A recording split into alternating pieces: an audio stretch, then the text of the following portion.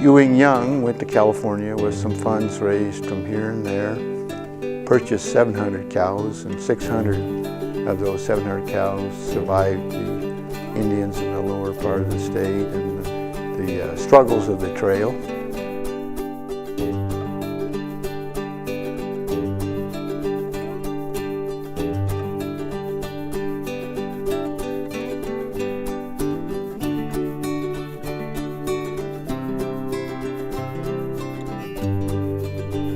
In the coastal counties, since they had harbors, there were opportunities to make butter and or cheese and export it out the bay to San Francisco and the growing population in California, or north to the Klondike and other locations of gold strikes in the late 1890s. Bandon, Port Orford, Coos Bay, and Reedsport all held one thing in common. They were natural ports back in the old days. You had all these little manufacturing operations that sprouted up along these rivers.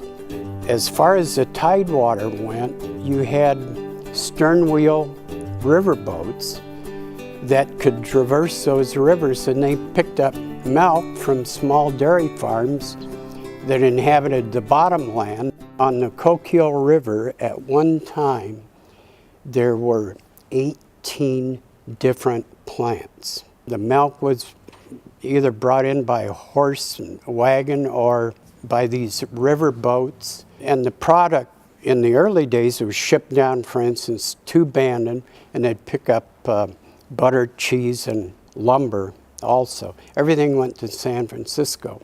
But they weren't at that time prepared for the more complex process of converting milk into cheese. So the focus was on butter. That led to, by 1910, the need for a trade association that would work on the improvement of Oregon butter quality. In 1910, the industry came together and formed the Oregon Butter Makers Association, the predecessor of Oregon Dairy Industries. There was a Department of Dairying at Oregon State as of about 1899. Professor F.L. Kent was head of the department. He traveled in 1899, 1900 to take a survey of the western part of the state. How many creameries, what were their opportunities, what were their limitations and shortcomings. There were limitations with butter, the lack of refrigeration. So they thought, let's try to make cheese, and cheddar cheese would have been the cheese of choice. There was maybe a competition back then between Coos County and Tillamook County. Probably from image standpoint, at least, Tillamook County won the battle. But it was not until they brought a credible cheesemaker from eastern Canada, Ontario, one Peter McIntosh, who taught them how to make cheddar cheese with better methods. They formed the Tillamook County Creamery Association, or some form of that co-op. Eventually there were 37 factories. They organized as a cooperative, shared information, were concerned about milk quality. But the main thing they did, they hired a man they all admired. He was about 6'5", tall for that time, an impressive individual, spoke with authority. They hired him as cheese inspector. So he inspected the quality of the milk, the making methods, the follow-through, and so on. And that sufficiently improved the quality of Tillamook cheese that it brought a higher price. They competed well in commerce. Oh, many, many years ago, I heard that they were the most successful dairy cooperative in North America.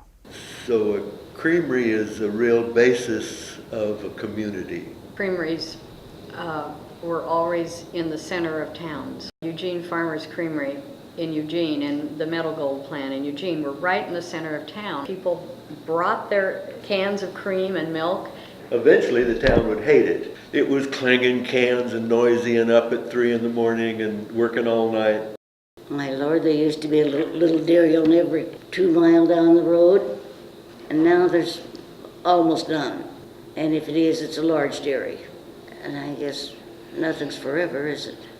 The big change in the dairy industry is there used to be a lot of little ones, and now there's a few big ones.